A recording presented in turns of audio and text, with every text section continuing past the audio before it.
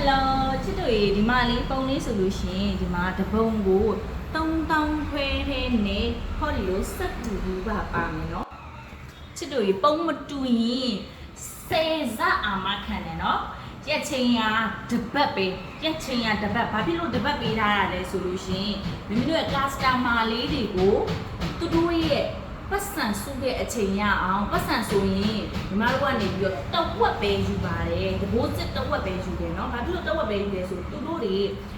တချို့ကျတော့ဝန်ထမ်းလေးတွေဆိုလို့ရှိရင်အဆင်မပြေတယ်ပေါ့เนาะအဆင်မပြေပုံလေးလုပ်ချင်တယ်အမတရားလုပ်ချင်တယ်ဒါပေမဲ့အဆင်မပြေကြဘူး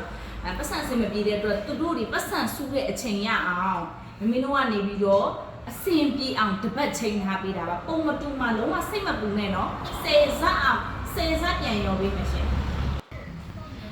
အခုကတပတ်အချိန်ပေးထားတာကအလုပ်လုပ်တဲ့ဝန်ထမ်းလေးတွေအတွက်အဆင်ပြေအောင်ဝေးကြီးအဆင်ပြေအောင်တပတ်ပေးထားတာเนาะတကယ်လို့3ရက်အတွင်းလိုချင်နေဆိုရင်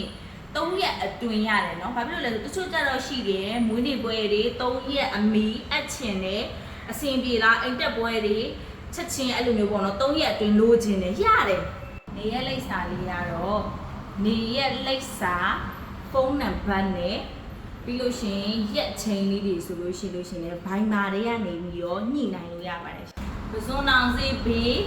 ရေကျော်မီးပွိုက်အနီးမှာပါရှင်။လမ်းမကြီးဘေးနားမှာပဲเนาะ။နာမည်ကအဖိုးတန်ကြောက်ထွင်းလူပညာလုပ်ငန်းတော့ဖုန်းနံပါတ်3992654859ဆိုတဲ့ဖုန်းနံပါတ်ကဘိုင်မာလဲသုံးတယ်၊ကင်လဲကင်ပါတယ်ရှင်။အဲ့ကိုဆက်သွယ်มาယူလို့ရပါတယ်တကယ်လို့မင်းတို့ကမလာနိုင်ဘူးတကယ်လို့အဆင်မပြေဘူးဆိုရင်ဘိုင်မာတွေကနေတဆင့်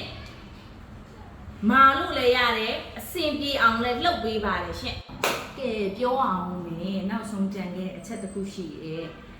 ကိုပိုင်အိမ်ကိုပိုင်ဆိုင်ဆိုတဲ့အတွက်